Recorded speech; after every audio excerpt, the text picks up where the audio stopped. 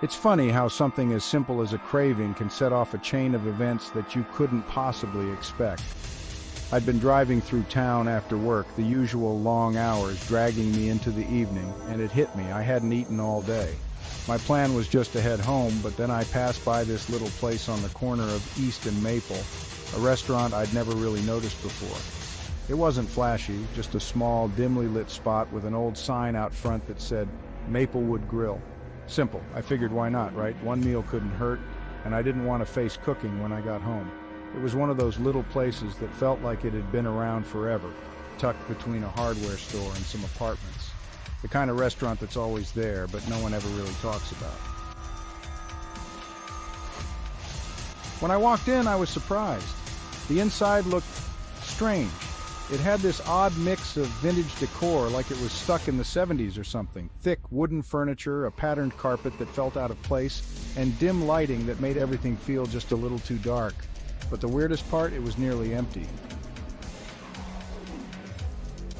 There was only one other person there, a guy sitting at the bar nursing what looked like a glass of whiskey, and no one else. Not even a server in sight. The air had this heavy, almost too still quality, like no one had breathed in there for hours.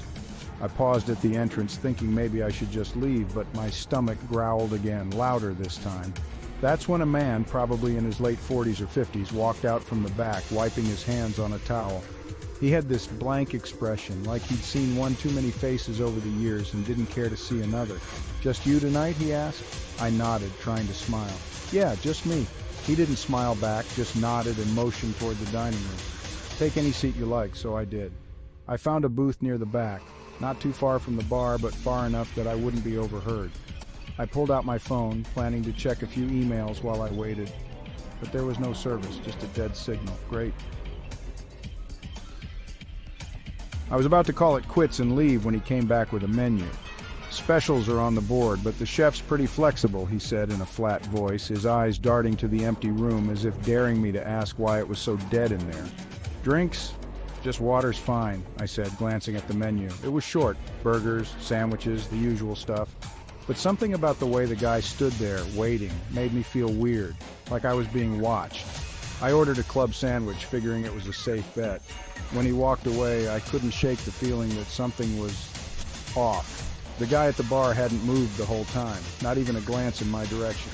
His glass just sat there, half full, and his hands rested in his lap like he was waiting for something. The place was too quiet. I mean, really quiet.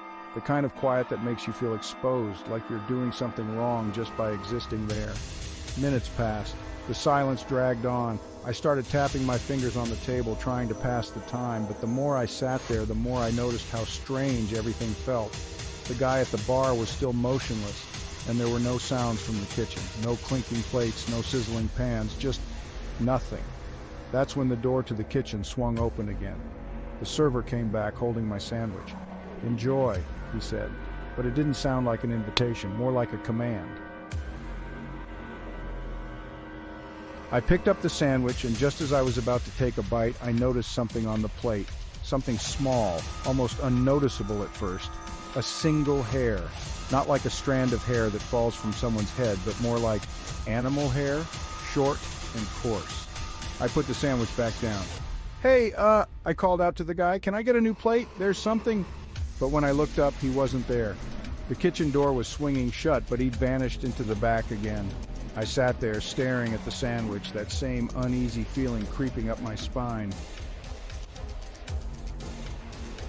And then out of the corner of my eye, I noticed something.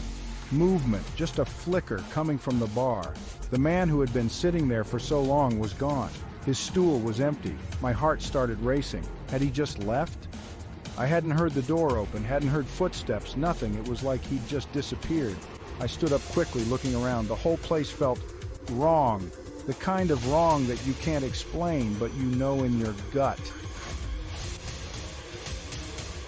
I grabbed my jacket and moved toward the exit, but the door was stuck. I tugged again, harder this time, but it didn't budge. My pulse was pounding in my ears, and I could feel the sweat starting to form on the back of my neck. I turned back to the dining area, and that's when I saw him, the man from the bar. He was standing in the back corner, just staring at me. His face was expressionless, but his eyes, they looked wrong. Too wide, too intense. I need to go, I muttered, mostly to myself. My voice was shaking, but I didn't care anymore. As I backed away from the door, my hand brushed against the edge of the table, knocking over my glass of water. It spilled everywhere, dripping onto the floor, but that wasn't the strange part. The strange part was the sound. It echoed in the room, too loudly, like the walls were somehow amplifying every noise. The man in the corner took a step forward, slow and deliberate. My breath caught in my throat, and then another step. My mind was racing, trying to make sense of what was happening, but nothing made sense.